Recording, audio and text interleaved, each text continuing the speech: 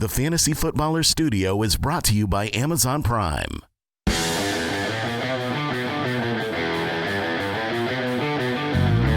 Welcome to the Fantasy Footballers Podcast with your hosts, Andy Holloway, Jason Moore, and Mike Wright.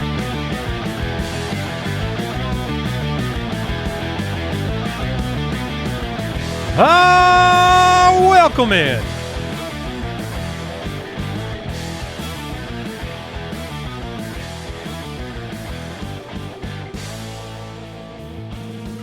Tuesday, December 3rd, the Fantasy Footballers Podcast back with you. It's waiver day.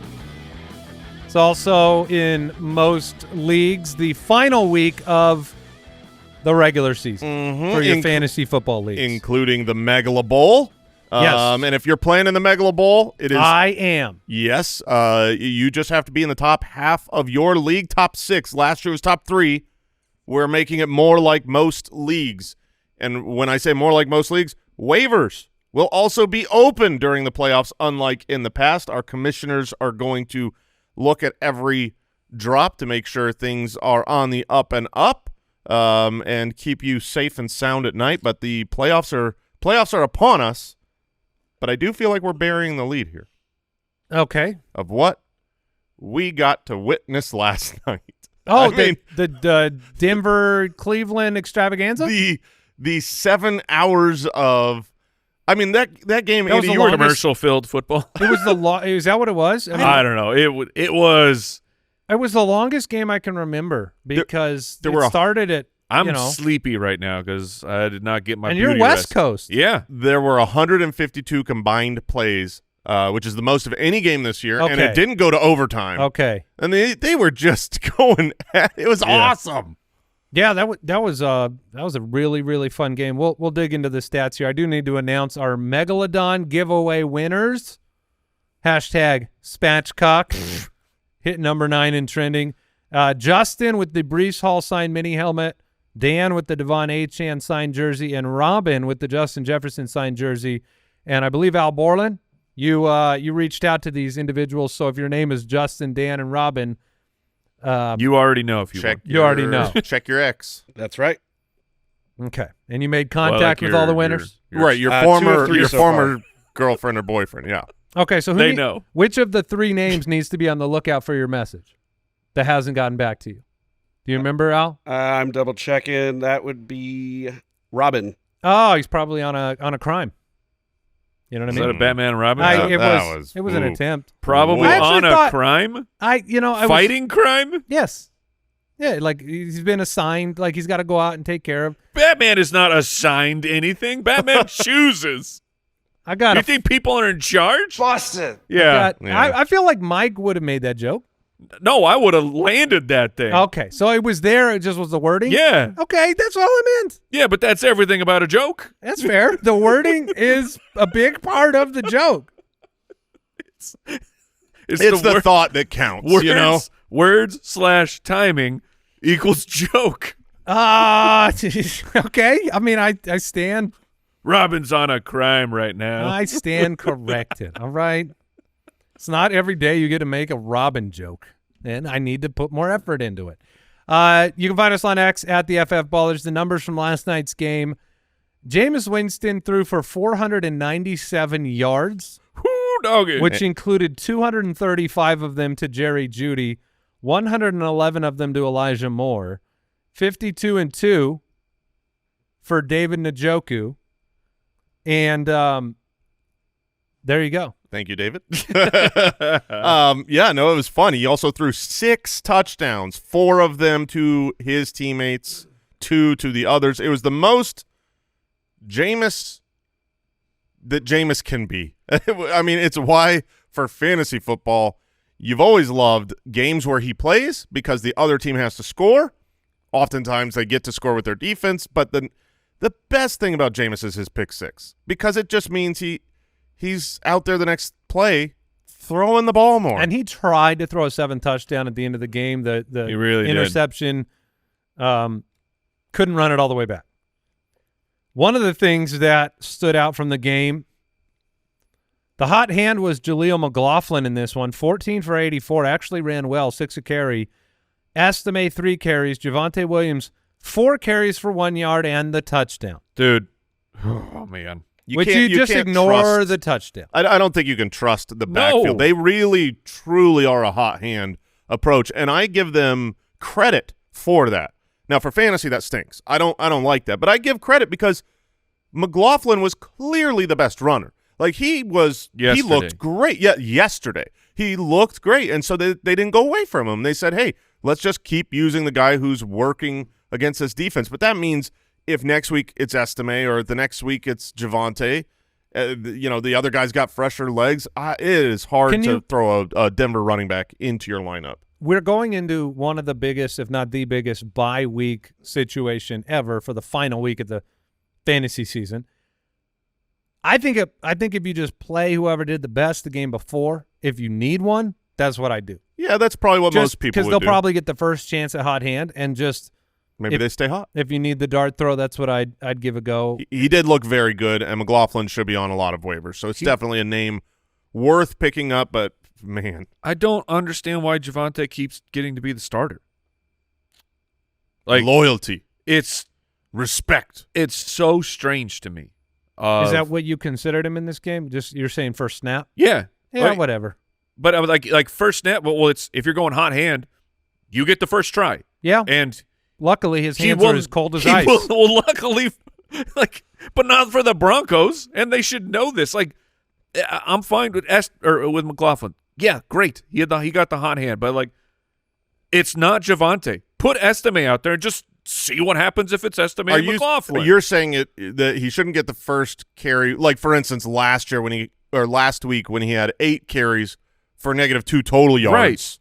Right. They should have been. Does that mean he's got 12? His last 12 carries have gained -1 yards. That is correct. Over 2 weeks. I said, what are we doing here? -1 yards. Those are 1 yard. Frostbitten hands. Yeah. On 12 carries with a touchdown, though. Cortland Sutton 6 for 102. By the way, Jerry Jeudy could be pulling the Amari Cooper of last year. With Flacco came in, made Amari Cooper a league-winning player.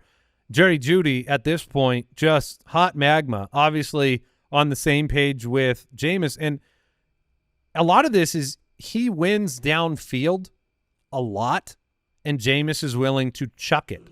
Whereas, a lot of where he was winning before, Deshaun Watson can't do that. So, Jameis Winston becomes interesting for fantasy playoffs. Absolutely. He absolutely does.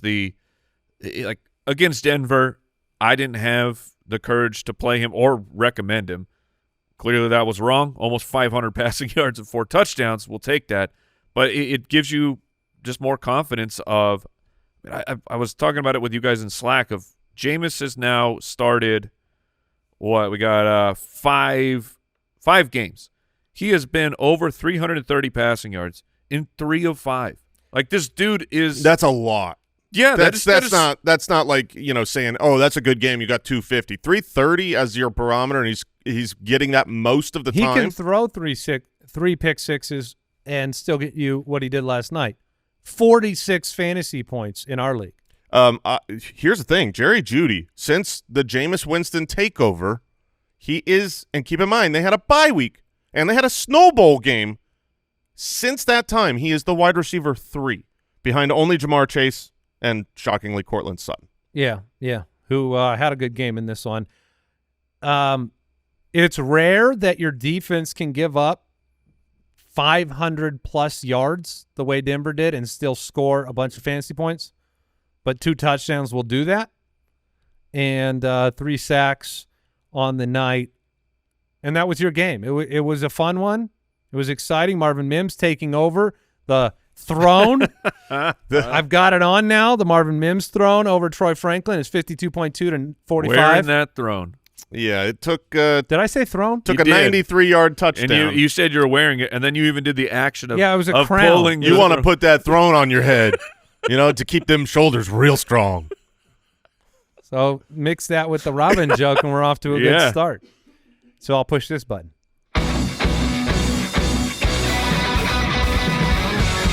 Welcome to Difference Makers, presented by IMAGN Pet Food. see all those thrones we were wearing in that in that video clip there? It's pretty neat. It's a crown. That's the word. That's the word. That's where the crown's where the king sits. Yes. I don't think you want to sit on the crown. No, you don't. Yikes. So Heavy as the butt. that sits on the crown. See, that's how you do it. Swish. That's how you do The it. timing, the word choice. It matters, man. All right. Today's difference makers, we will focus on the headline name in the waiver section of today's show, which is Jordan Mason. No, we got huge news yesterday. Wait, what happened? We got the news that Christian McCaffrey was placed on IR. That was not surprising after the rumors. What was surprising is in the midst of our very competitive, fun pickleball match, we also got a text that Jordan Mason had suffered a high ankle sprain in the same snow game and was now being placed on IR. Now, there was some rejoicing in the Pickle Palace by Al Borland and myself because we thought that the kind of favorite in League of Record, standing in the way of Al Borland's championship and my potential repeat, had just picked up Jordan Mason, who was looking like, Jordan Mason's been, first 4 weeks of the season was like one of the best running backs in football. He's gone. He's just gone. It was like, I want him to be well and, get healthy, but also it was a miracle. When it was that little blip in the back of the head when, because Mason came in and was running really well. And then he was out. And then he was gone, and it was all Garendo. And in my head, I'm like, it's because it was a blowout. It's because it was a blowout.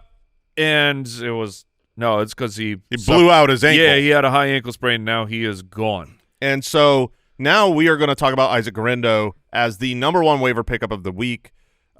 Which he should absolutely be. He should be. I don't care if you're loaded at running back. You have to stop people from getting Garendo. Yes, you do. Whoever has the waiver priority, if you're in a waiver priority league, Merry Christmas. Merry Christmas, and also you must put in that claim. Whoever has the most fab, put in that claim. Look at your league. Look at who has how much fab, and spend $1 more than everyone else, or spend it all in your hopes that other people don't do this. This is not a guarantee that Isaac Garendo is going to be a league winner in and of himself, but there's a percentage chance that he is a significant part of the playoff run. When he had opportunities this year, week 8, 63% of snaps, 14 for 85, and a touchdown. And the key there for Isaac Garendo, if you watch him play, he is not the runner by any stretch that McCaffrey is, nor Mason. Both are much better running backs. What Isaac Garendo has is opportunity and elite speed. 100th percentile speed score. Yeah, it's one big play. It's a C.J. Spiller-esque opportunity to run the football. Now they play Chicago, Los Angeles, Miami, Detroit for the next 4 weeks. And no matter what, to Jason's point about defending against, even if you weren't going to play him, he has the possibility, if it be at 10%, be it 20%, to be an RB1. I put the poll out this morning to get the opinion from the Foot Clan. I said Isaac Garendo will be an RB what the rest of the way, an RB1, 2, or 3. 64% of you think he'll be an RB2. And then it's basically split between RB1 and RB3. Now, this is a team that is not playing good football. They're not moving the ball the way they want to. They're not winning ball games. They are dealing with injuries at the quarterback position, wide receiver position, linemen, all of it. Yeah, you could see them start shutting players down. As we approach. They're not out yet. No, they're not at all. I'm just saying that could be a potential letdown for Garendo going forward. But if you're a longtime listener, if you listen during the draft season, when we're getting and we're scouting prospects, I talk about it all the time. There is a combination that almost always works for fantasy football. That is a 220-pound running back who can run sub 4.4. That's what my Flintstone character okay. set me apart. The why can't Isaiah Pacheco? Isaiah Pacheco I hit that couldn't bar. help you, man. I'm sorry. And give me the there it is. But Isaac Garendo is 221 pounds, ran 4.33. So, Mike, you're talking about the percentile speed score. It just doesn't get better than that. So that size-speed combo usually works. You also have what usually works is just the scheme, the Shanahan scheme. You look at end-of-season running backs, Matt Burrito, weeks 10 to 15 back in 2018. He had 15.4 fantasy points per game. Raheem Mostert was a league winner. Jeff Wilson was a league winner. Elijah Mitchell was a league winner. This year, Jordan Mason, whoever it is just they do well. And I'm not saying this is a top 5 back. I don't think that. I don't think that's what's going to happen. They don't throw the ball to the running back as much when Christian McCaffrey isn't there.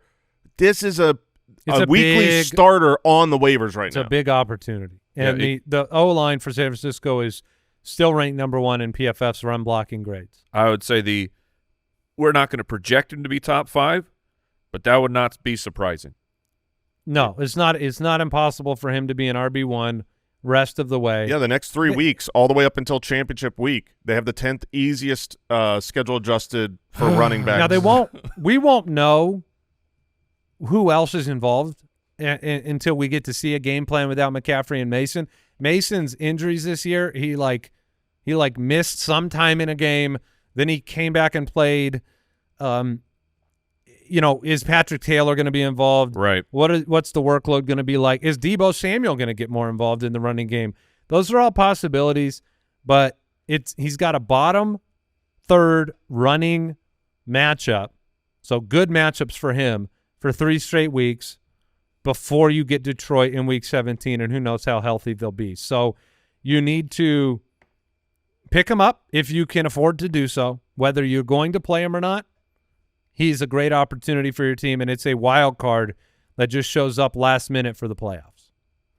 That was Difference Makers presented by IAMS Pet Food. When you choose IAMS, you can see a difference in your pet with your own eyes. Healthy energy in 5 days, healthy digestion in 10 days, and healthy skin and coat in just 25 days. Feed IAMS and see a visible difference. News and notes from around the league. Presented by USAA Insurance.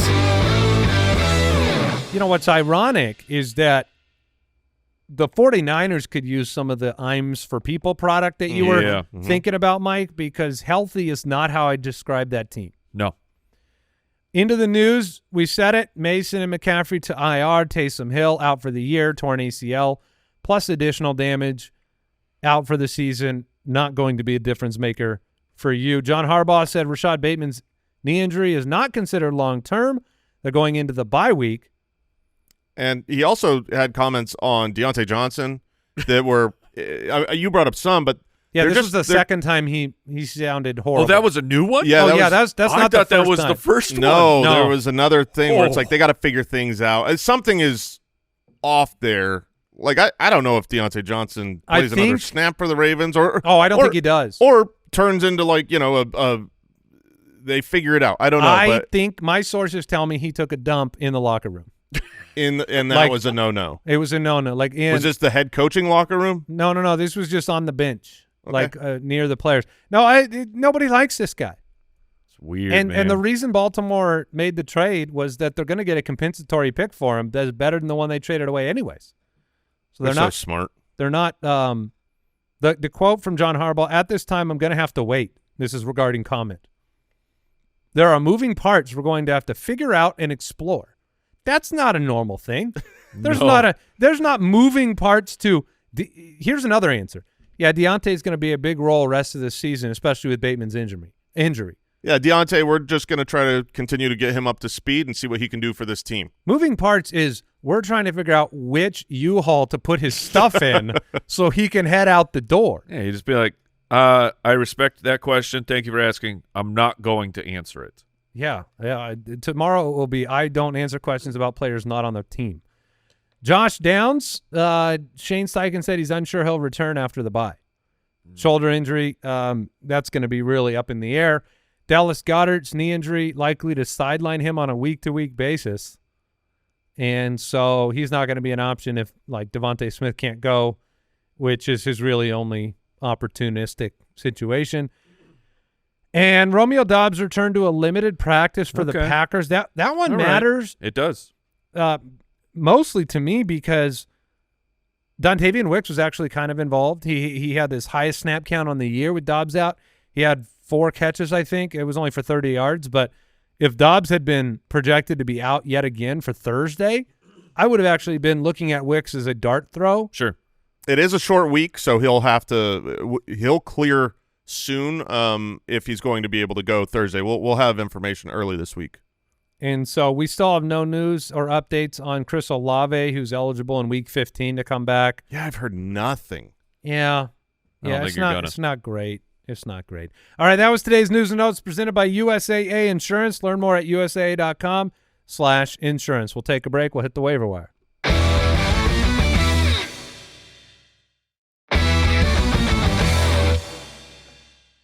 All right, let's jump in. Welcome to the Waiver Wire. All right, we have waiver wire names to talk about because we've got the Broncos, Colts, Commanders, Ravens, Patriots, and Texans all on bye. No Lamar, no Nico Collins, no Mixon, no Bo Nix, no Sutton, no Anthony Richardson, No Ramondre. no Jaden Daniels, no Terry McLaurin. Yeah. Oh, your Ramondre one was a joke. Yeah, because, I mean, have we even had Ramondre? Yeah. A little bit. Yeah, we've had him. We've had Little him. bit. He feels gross because that team feels gross right now. And because his play has been gross. If you are skipping ahead to the waiver wire section, we talked extensively about Isaac Guerendo in the difference makers segment. So that was like a few minutes ago. TLDR, get him. Spend Get it him. all. Number Nice. one. Burn your priority. Make And sure he's rostered. Not rostered in almost any league of relevance. Behind Isaac Guerendo is a world of running back dart throws. It's worth saying he is out there on some dynasty waivers.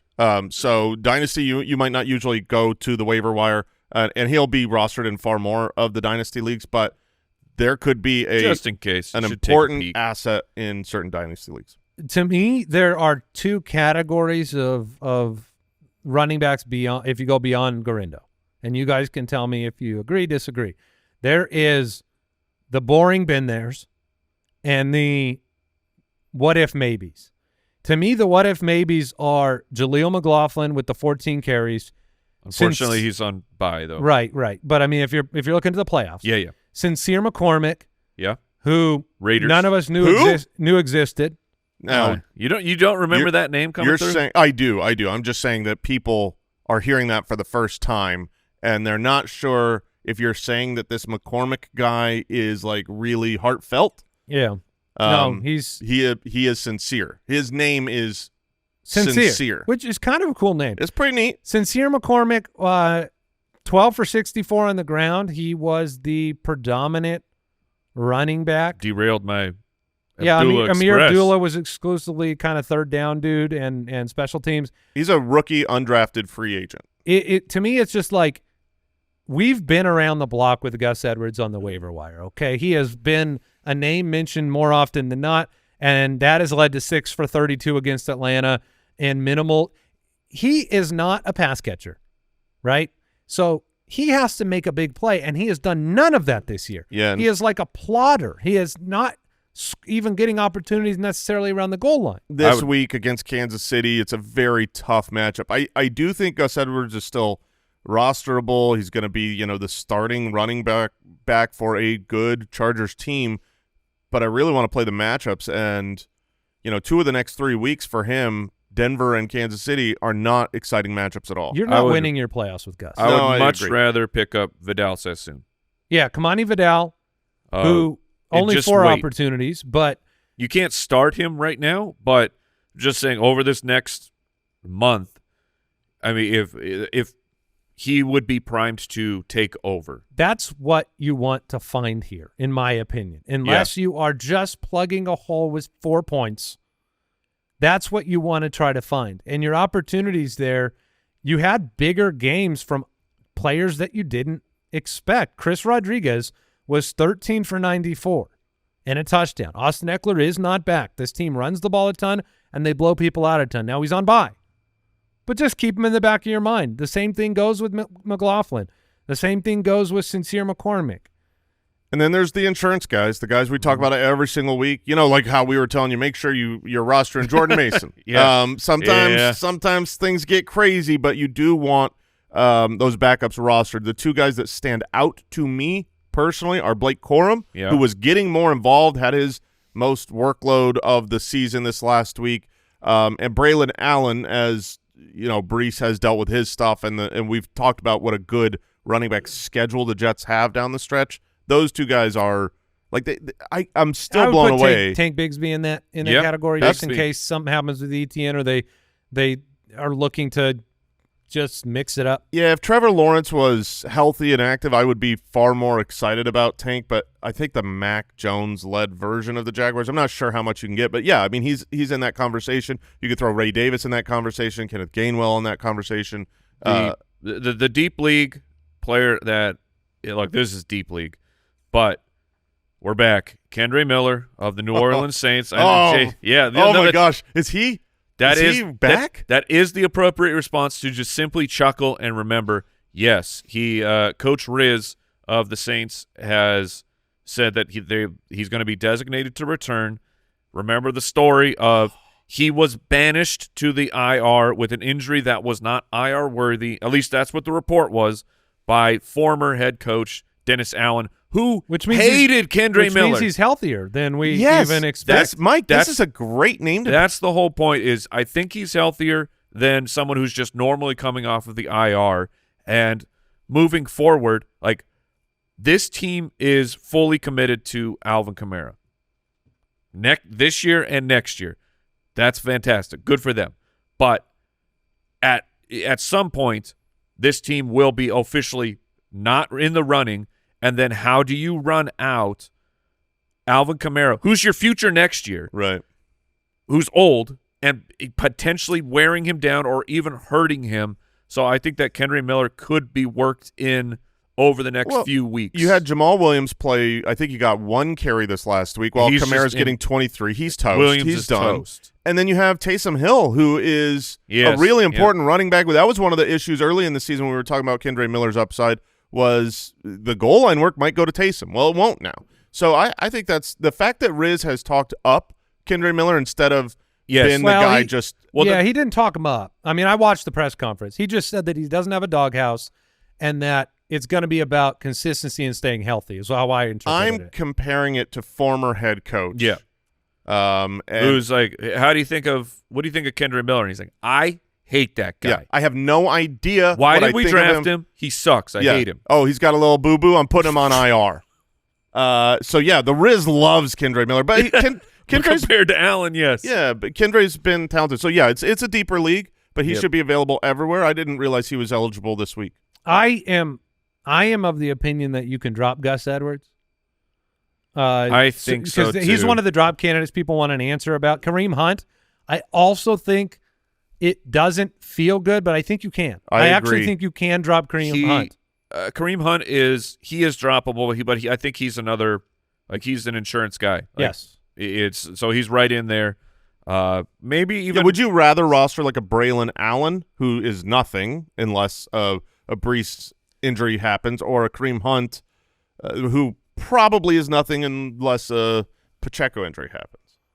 They're the same for me. Same tier? Same tier. I would, if I'm not counting on either one, Allen's probably – I mean, we already know Kareem Hunt's upside is pretty good if Pacheco was hurt again. But, yeah, those are insurance backs.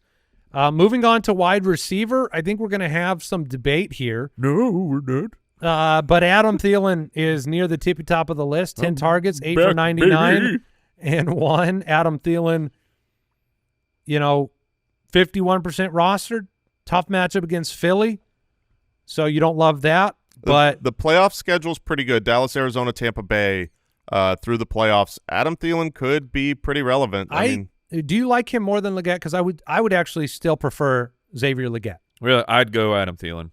Okay, yeah, I'm trying not to let the recency of this last week overwhelm.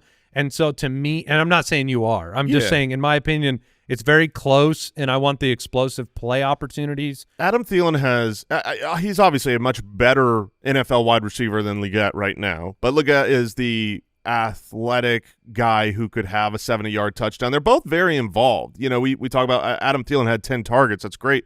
Leggett had 8 targets this last week, so I don't have a problem taking a shot with either one, whichever you prefer. I think if you're in a full PPR, you're probably going to count on Adam Thielen for a higher number of receptions. To me, it's not even just PPR. It's the last 2 weeks when Thielen has played. He just came back 2 weeks ago, but it's Leggett's at 56 yards against the Chiefs, played the whole game, at 94% of the snaps. The next week against Tampa, 96% of the snaps, 4 for 53. Like, Adam Thielen immediately walked into 10 targets of his first full game back, and he will be – I think he's going to be really relied on by Bryce here.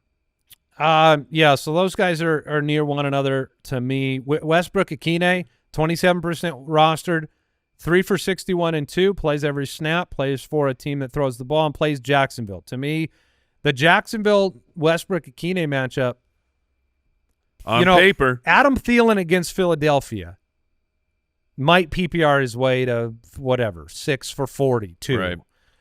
Westbrook Akine is a play for a touchdown. He's 1 for 46 and a touchdown. Yeah, or 2 for 94 and 2 touchdowns. I mean, that is the gamble. You're looking, when you're in the waiver wire, it's not a super structured order this week when you have buys.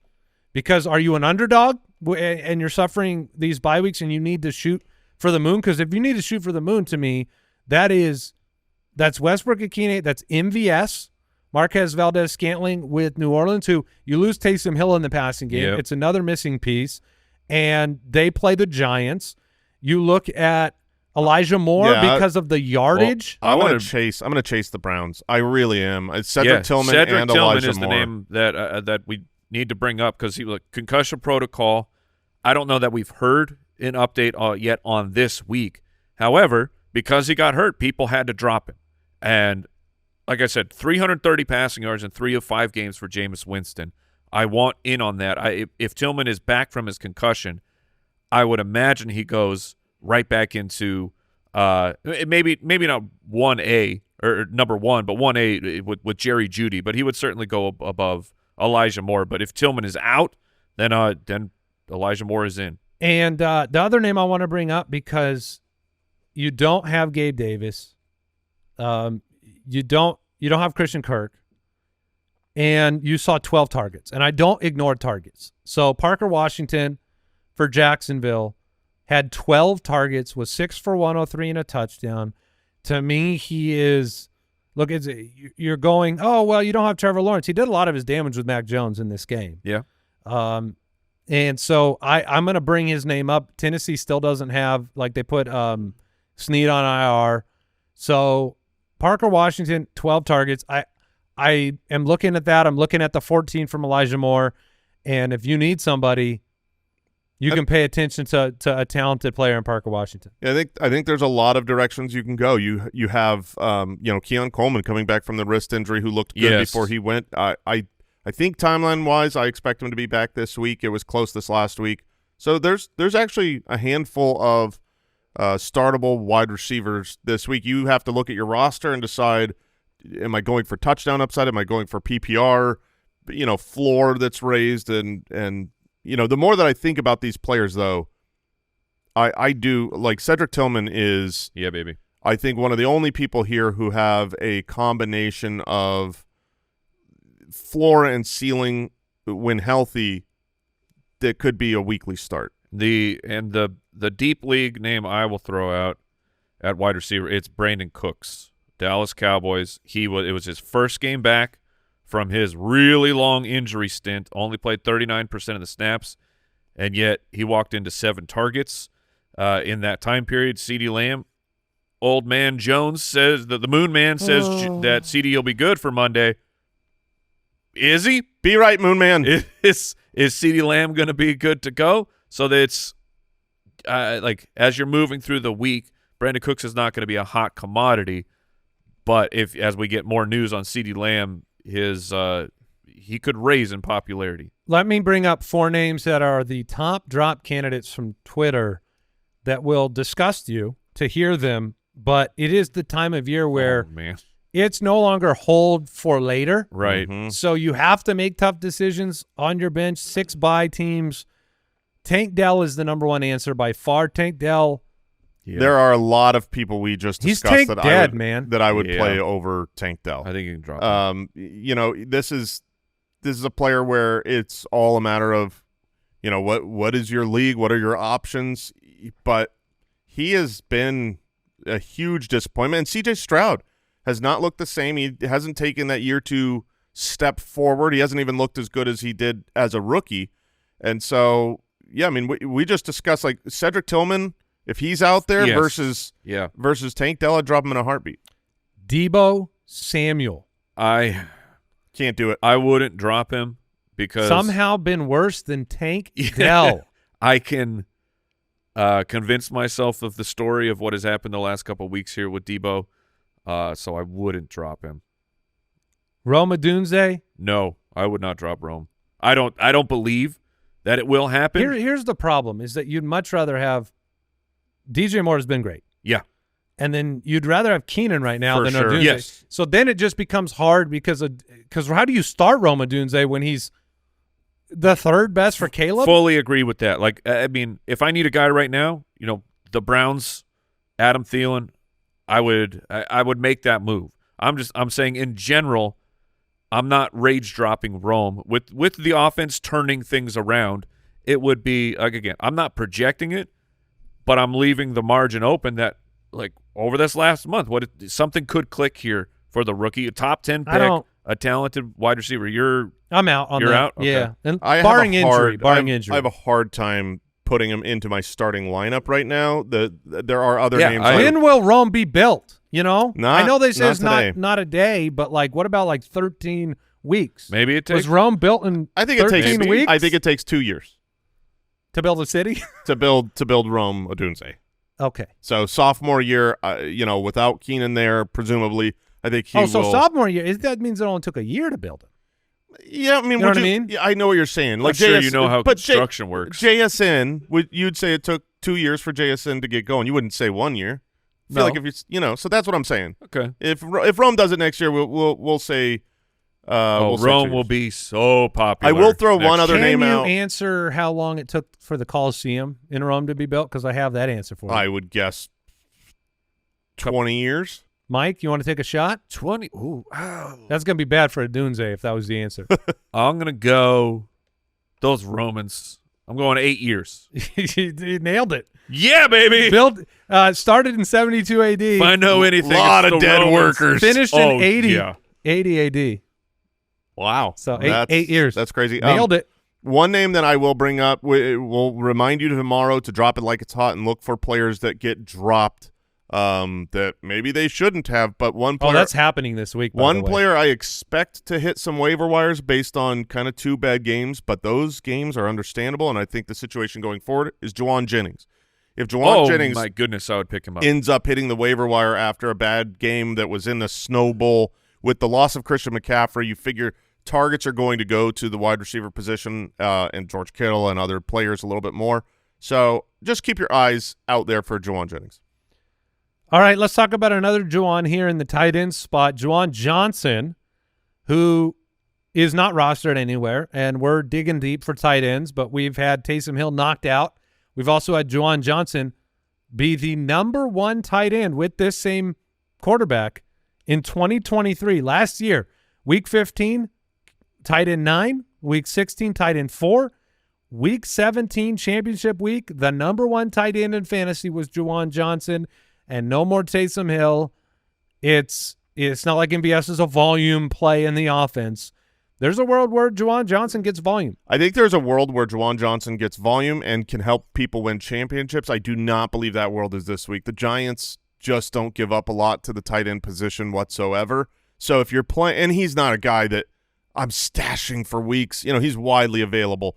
So I'm not as bullish. The name that is clearly, you know, he is rostered in the majority of leagues. But if Ferg Daddy is out there, that you're bringing up Brandon Cooks, Ferguson, Fergalicious, Turd Ferguson, Jake Ferguson. If he is available in your leagues, that would be the name I'm searching. Turgleson. Ferg Turtleson. It's a big hat. he's the name I would want the most because you saw the targets going to the tight end position. He has been dealing with the concussion. CeeDee Lamb is banged up. The matchup this week is good. Like, everything is lining up. And alternatively, if he's out, I would be happy to play the Schoonmaker again, the Cowboys' backup. My deep play, like if Mike brings up Kendra Miller, and then who's the other name you brought Brandon up? Cooks. Brandon Cooks. My deep play is Tommy Tremble. Because Tommy Tremble, Mike and I were glued to the Carolina game.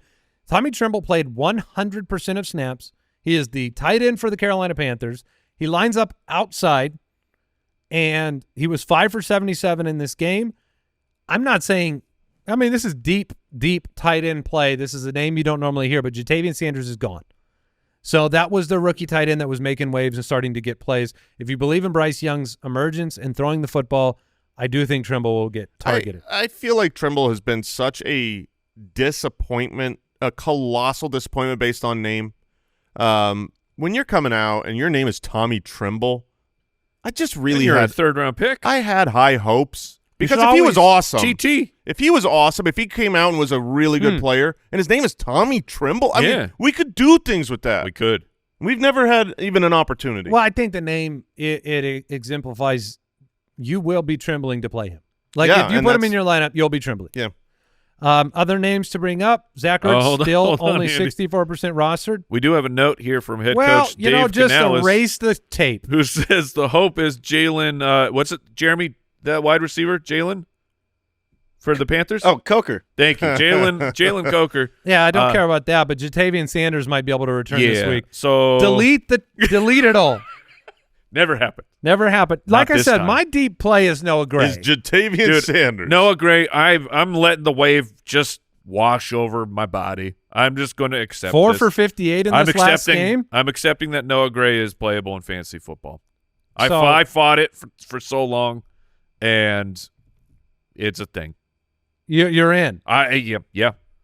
4 for 58, did not score, but six targets. Dude, 6 targets for a tight end off the waiver wire who has touchdown upside? Absolutely. Yeah, we're getting into some names that are we do have more names on our waiver wire tool. If the guys we're talking about are rostered, deeper guys, and even the opposite, people that maybe we're skipping over because they're probably not available in most leagues. But if you use our tool on the website, go to jointhefoot.com. You can log in there, and it will sync with your leagues. So whoever is actually on your waivers, we can highlight them, prioritize them for you. It's a really helpful tool that's new this year. If you haven't checked it out, playoffs are coming. This is the time. If you're already a supporter at jointhefoot.com and you just haven't been using the tool, just check it out. It's really helpful. I want to circle back to wide receivers for a moment because we have a little bit of an update, and so I want to bring Joshua Palmer's name up. At wide receiver, Ladd McConkey. I don't know if he plays.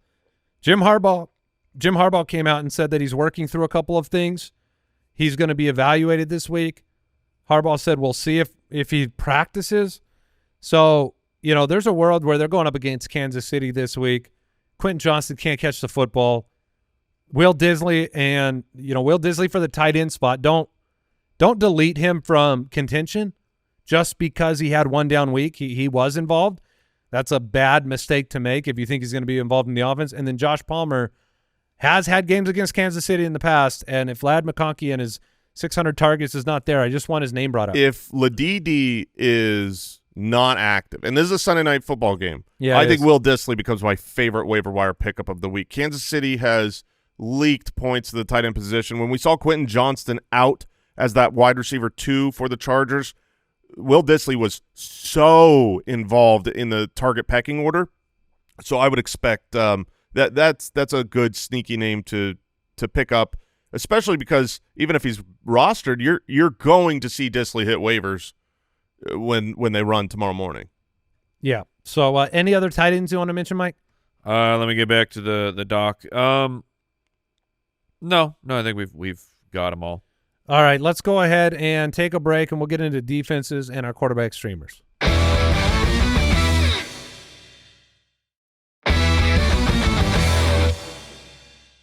All right. It's a helpful reminder. Be prepared for your playoffs. There are good defenses that you've been playing every week that have some troubling matchups coming up. In particular, the Steelers. The Steelers defense, Oh, yeah. they're always a threat. But, you got to go to Philadelphia and then to Baltimore and then play Kansas City for your 3 playoff weeks. I mean, that is a gauntlet. That is not the way that I want to play. I don't think they're going to hold up well. No, and they play Cleveland this week. And Sure, maybe they get the pick sixes from Jameis, or Jameis just puts up 30-plus points on him and they don't do anything.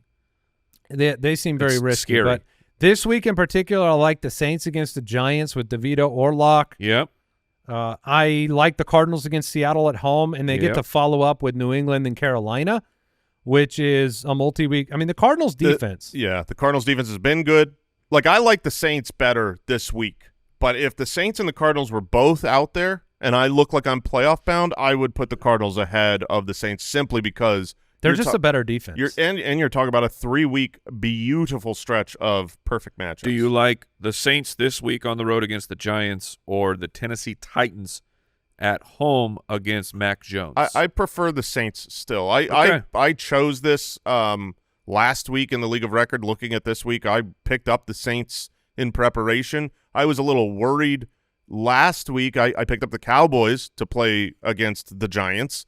And then I was sad that it was Drew Lock, and then it turned out just fine. So I'm going to target the Giants. Tennessee is not the same defense that they look like they were at the beginning of the year. They are 29th in terms of fantasy points scored. They are 27th in terms of points against.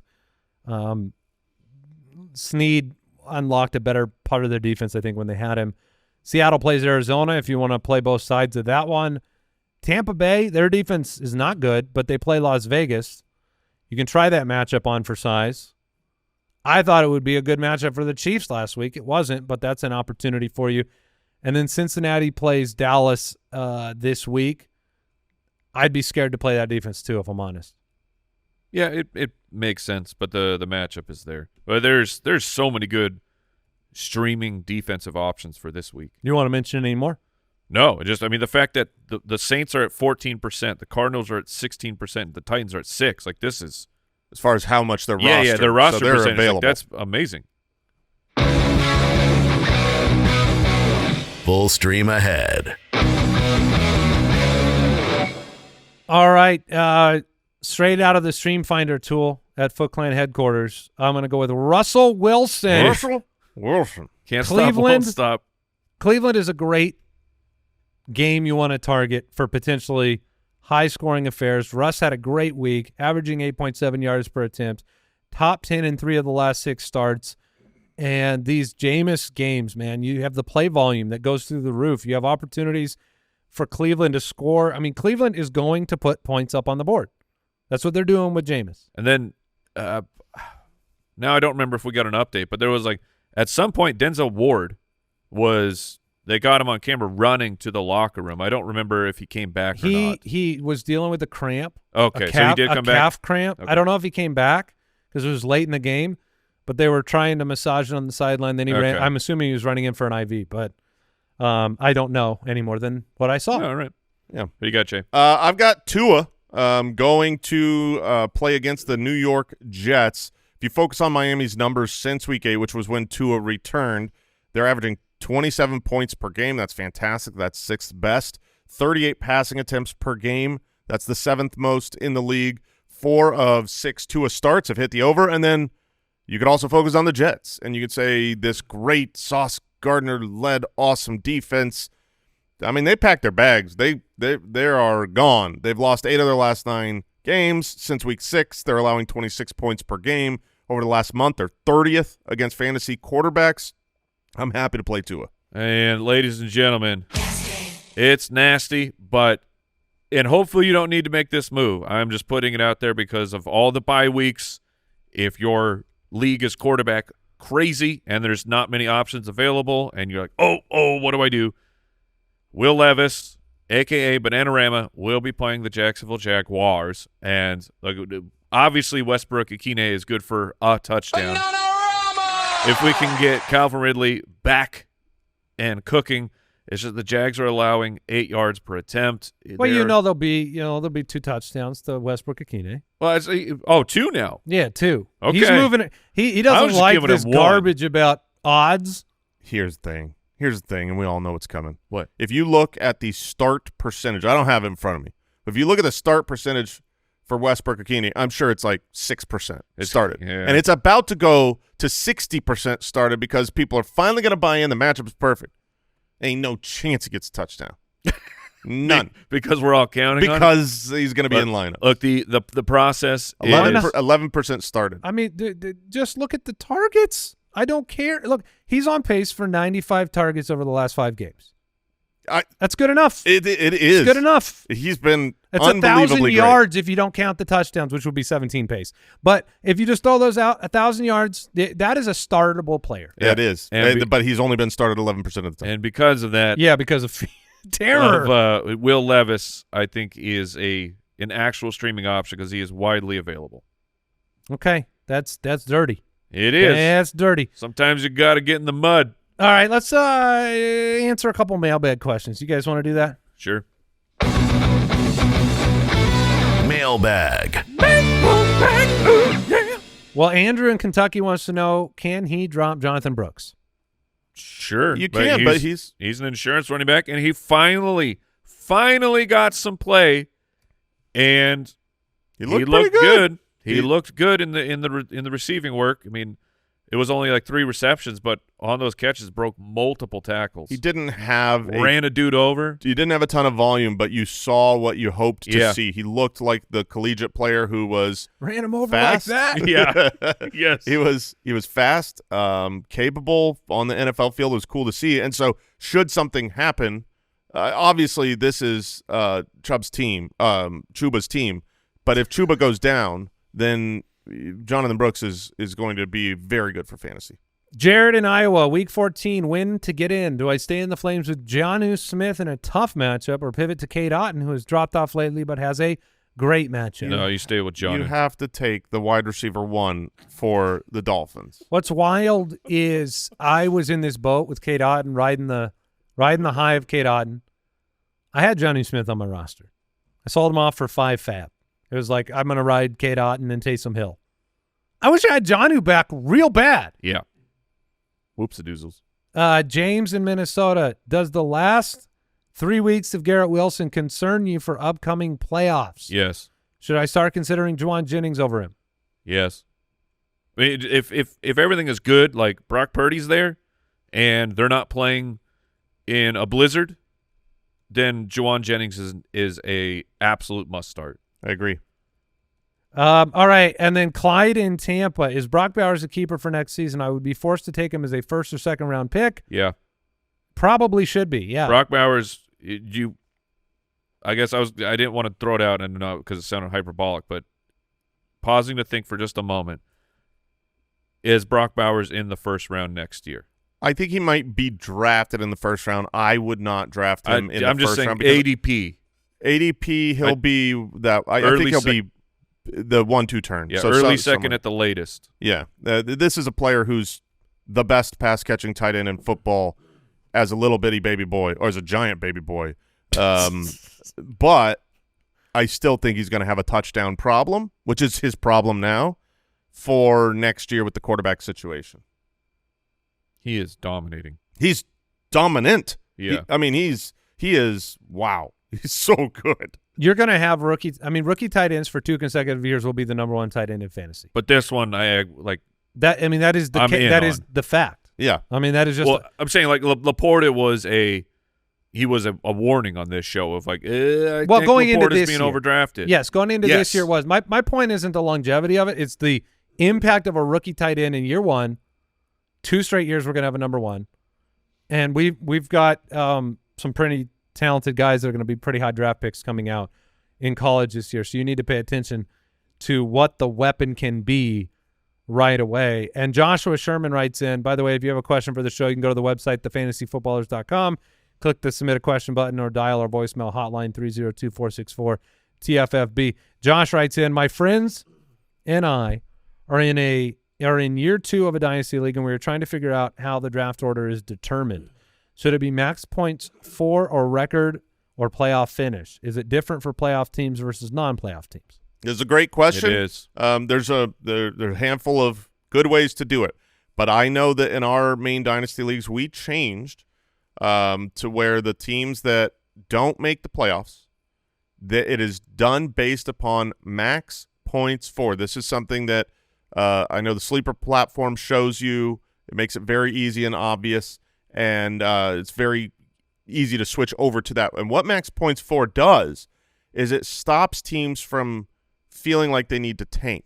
Because if they had players on their bench, you know, they're wanting to play bad starters so that they lose this matchup, that is not going to help them. Right. Because if they score a lot of points on their bench instead of in their lineup, it doesn't matter if they won or lost at that point. It's just who's got the best actual team, the worst actual team that would score the fewest points if everybody made the right start sits, they get the best pick. Yeah, we switched to it this year. We don't have results in. I will say that, like, we haven't run multiple drafts this way, but it does seemingly fix that issue. The tanking issue. The tanking issue, which is it's very difficult because you're like, oh, my dynasty team is crap. I can't make a run for it. You know what makes my team better? The 101. But then you have the integrity of the league. It's a really hard problem to solve. Yeah, I would say, like, the jury's out on whether we like it. Yeah, because we don't know. It is taking away some of the drama of the win and loss records for the teams at the bottom. So, sure, you know, you want the managers of those teams to play integrous fantasy football and put the right players in, but it's not in their best interest. It's not in their best interest. But, like, when that drama does exist, it is fun. Like, right now, max points for is not – there's no variable in it, really, right? Right. There's no, like, start-sit decision that impacts it or matchup. So I think that some of the drama – I don't know. We'll probably stick with it, but it is going to be something to look at when we see what the final order looks like. Yeah, I don't think either one is wrong or bad. They're just different options based on what your preference is. All right, tomorrow we'll have Hungry for More. We'll preview the Thursday night game, which should be a fun one. We'll have some mailbag and a whole lot more, and then we'll get into the upcoming Thursday starts of the week, matchup breakdowns, and the Wheel of Shame on Friday, among other things. So that'll do it today. Check out jointhefoot.com for our community, for the ultimate dashboard, for bonus episodes of the show, premium tools. Check all that out, and we'll catch you tomorrow. Goodbye.